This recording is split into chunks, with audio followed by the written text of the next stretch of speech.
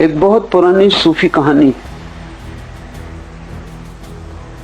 एक सूफी फकीर से किसी ने पूछा कि परमात्मा को पाने का राज क्या है, तो उसने कहा कि मैं तुझसे एक कहानी कहता हूं।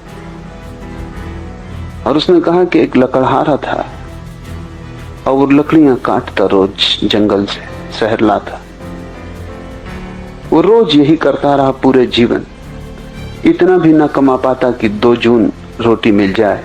एक बार कभी रोटी मिल जाती तो रात भूखा सोता। एक फकीर जंगल में रहता था, वो इसे रोज देखता था। उसे दया आ गई। उसने कहा कि तू बहुत नासमझ, जरा जंगल में और आगे क्यों नहीं जाता? उस लकड़हारे ने कहा, आगे जाने से क्या होगा?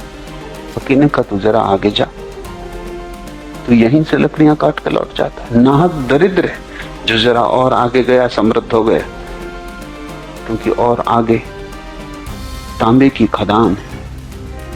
तो आदमी थोड़े और आगे गया, तांबे की खदान मिल गई, वो तांबा बेचने लगा लाके। फिर कुछ दिन बाद फकीर मिला और उसने कहा कि ना समझ, अब भी तुझे ख्याल नहीं आया? अब लकड़ियों से तुझे तांबा मिल गया तो जरा और आगे क्यों नहीं जाता? चांदी की खदान है। जरा और आगे गया, चांदी की खदान मिल गई, वो संपन्न होने लगा। फकीर फिर एक दिन गुजरता था, उसने कहा तुझे अक्ल है या नहीं? तुम मंत्र को समझ ही नहीं रहा, और आगे जा, सोने की खदान है। वो आदमी और आगे गया, लेकिन सोने में उलझ गया। हमारे जैसा ही लकड़हारा होगा, जहां पहुंच जाते हैं वहीं उलझ जाते हैं, जहां बैठ गए वहां से उठने का नाम नहीं लेते। उस फकीर ने कहा कि ना समझ, तुझे कितनी बार मैंने कहा कि और आगे, सोने की खदान है। वो और आगे गया और सोने की खदान पर उलझ गया, जहां की बहुत लोग उलझ गए। फकीर ने एक दिन उसके पास से गुजरते कहा कि तुझे कभी भी अकल ना आएगी, तू जड़ बुद्धि का जड़ बुद्धि रहा। तू बाहर से अब संपन्न हो गया, लेकिन भीतर अब भी दरिद्र है। मुझे तुझ पे दया आती। तुझसे कितनी बार कहा कि और आगे, आगे हीरों की खदान है। और आगे गया। फिर कई वर्षों बाद फकीर वहां से गुजर रहा था,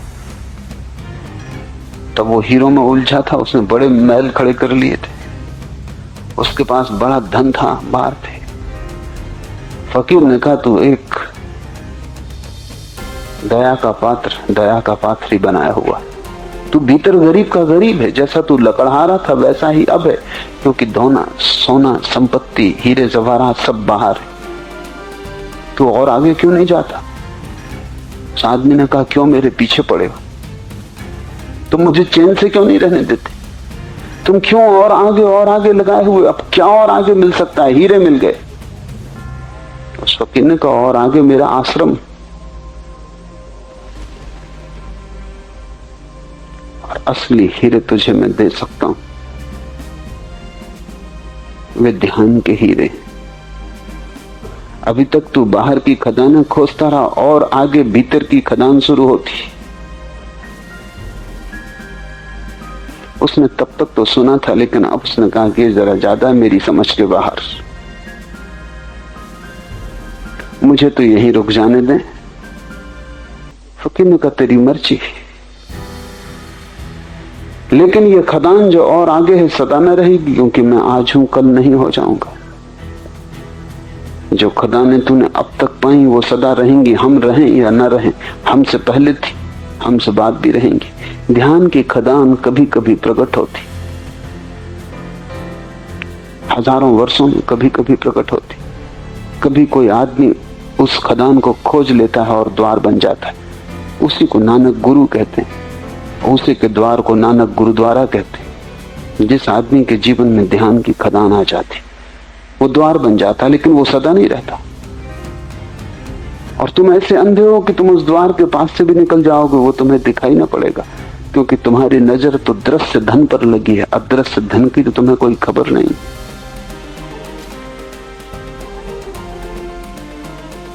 ये और आगे का सूत्र जिस आदमी को ख्याल में बना रहता है, तब तक तुम इस मंत्र को मत भूलना जब तक परमात्मा ही न मिल जाए। उसके पहले जो राजी हो गया वो भटक गया, वो ग्रस्त हो गया। इसलिए सन्यासी की अतृप्ति का कोई अंत नहीं। परमात्मा को ही पी लेगा तभी प्यास को बुझाएगा। उससे छोटे पानी उसके काम के नहीं।